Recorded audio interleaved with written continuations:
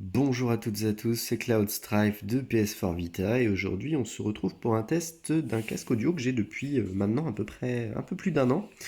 Le Backbeat et mon chat a décidé de vous dire bonjour. Ok, salut, tu tapes l'incruste dans le test.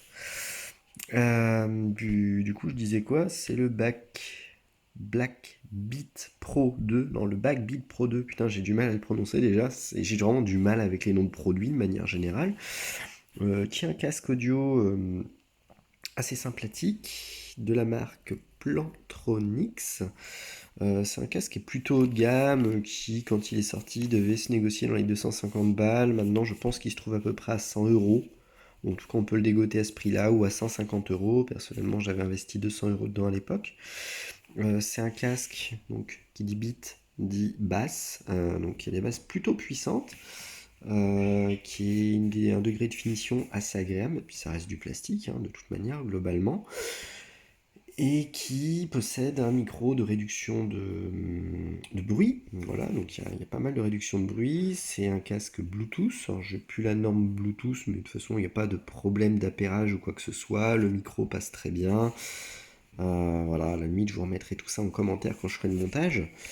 Mais voilà, c'était juste pour vous montrer ce petit casque parce que voilà, au bout de plus d'un an d'expérience, j'en suis hyper content. Voilà, bon, j'ai pas mal utilisé, on va dire, en milieu urbain et j'en suis hyper content pour plusieurs raisons. Déjà, j'ai pas mal transpiré et mine de rien, les mousses sont impeccables. Elles sont impeccables, c'est incroyable. Euh, voilà, elles n'ont pas pris une seule ride. Elles sont très douces, très molletonnées, et en même temps, elles ne portent pas trop chaud. C'est-à-dire qu'en hiver, j'avais pas froid aux oreilles, et c'est-à-dire qu'en été, même si j'avais chaud, c'était pas, c'était chaud, mais ça allait. J'ai connu des casques chinois à 30 balles en Bluetooth. Honnêtement, quand je commençais à transpirer comme un bœuf des oreilles. Voilà, c'est dégueulasse. J'avais toute la cérumen qui coulait. Non, je déconne. Je vous épargne les détails. Mais bref, là, on est vraiment sur un casque qui est plutôt agréable à porter, bien isolé. Il tient bien sur la tête. Moi, je vais le dire comme ça, j'ai plutôt une petite tête. En tout cas, j'ai pas une grosse tête, mais voilà, j'ai toujours réglé l'arceau au minimum, mais ça passe bien. D'ailleurs, vous voyez un arceau métallique pour le réglage. Hop, comme ça, petite transition, j'enchaîne direct. Vous voyez la largeur du casque, c'est plutôt pas mal. Ça, c'est le premier niveau de réglage. Il y en a un autre qui est ici, en fait, qui permet de tourner, d'orienter le casque. Voilà. C'est plutôt pas mal. D'ailleurs, si vous voulez partager la musique, vous pouvez presque le tourner à 100. Bon, on ne tourne pas jusque-là, ça ne sert à rien. Et voilà. Et du coup, le fil n'est pas abîmé, mais en même temps, ça permet quand même de faire un réglage en fonction de la forme de la tête. C'est agréable. L'arceau est très solide. Et en même temps, il est une espèce de simili-cuir dessus, mais qui tient bien aussi le choc, hein, parce qu'il a vécu la pluie, il a vécu pas mal de choses. Voilà, c'est assez confortable et en même temps assez robuste. Ça, voilà, ça transpire la qualité globalement. Et ça, c'est agréable. Au niveau des réglages, alors personnellement, j'ai connu un réglage à molette et je préfère ça. Alors ici, il y a un réglage à molette pour le son, mais je vous cache pas que je préfère gérer le son en fait avec une montée descente tout simplement. Il y a ça sur certains casques. Là, c'est pas toujours, c'est un peu hasardeux par moment, voilà. On met du temps avant de se repérer, de tourner à droite à gauche pour monter le son. Même si le grip accroche bien, il n'est pas super agréable. Voilà, play pause. Le bouton aussi, quand on ne voit pas, quand on le fait à l'aveugle, on ne le voit pas forcément. Et là, avant, arrière, c'est tout sauf intuitif. Mais voilà, vous voyez, il y a quand même des petits renforts ici pour bien indiquer que les boutons sont là. Il y a quand même un degré de détail qui est pas mal.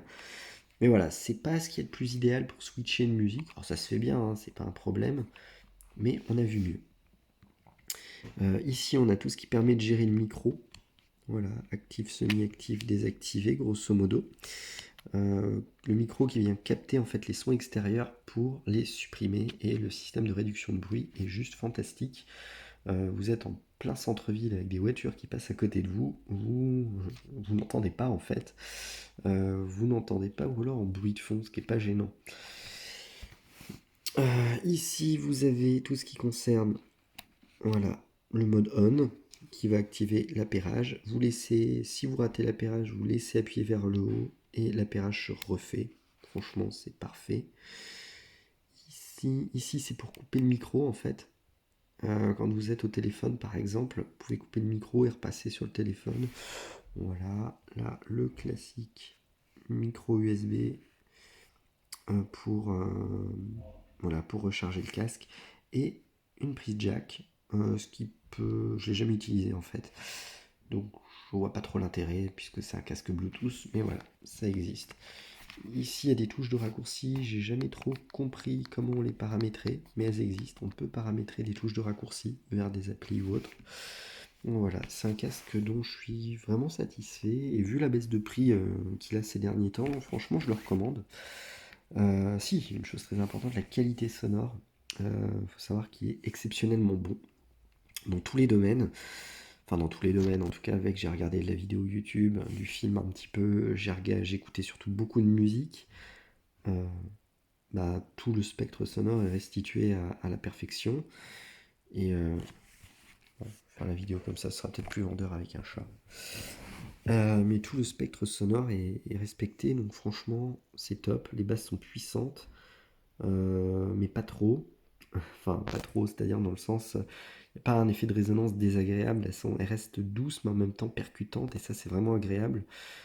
Personnellement, j'écoute beaucoup de rock, de hard rock, de métal, et c'est un casque qui est vraiment top pour ça. J'ai écouté aussi un peu d'électro, et ça passe aussi à merveille. Donc voilà, le Blackbeat Pro 2, un casque de Witch, mise au point. Plantronics. Donc franchement, belle trouvaille, je recommande, mon chat aussi. Et si vous avez aimé cette vidéo, du coup, n'hésitez pas à laisser un pouce bleu. Si vous n'avez pas aimé, mettez un pouce rouge. Et avant de me mettre un pouce rouge, ou alors si vous en mettez un, s'il vous plaît, dites-moi pourquoi. Je sais que le montage n'est pas parfait, je sais qu'il y a beaucoup d'amateurisme là-dedans. Je donne simplement mon avis, mais s'il y a des éléments que vous pouvez me donner pour m'aider à m'améliorer, je suis preneur. Et voilà, et si vous voulez m'encourager, n'hésitez pas à partager cette vidéo. Allez, je vous remercie. Ciao!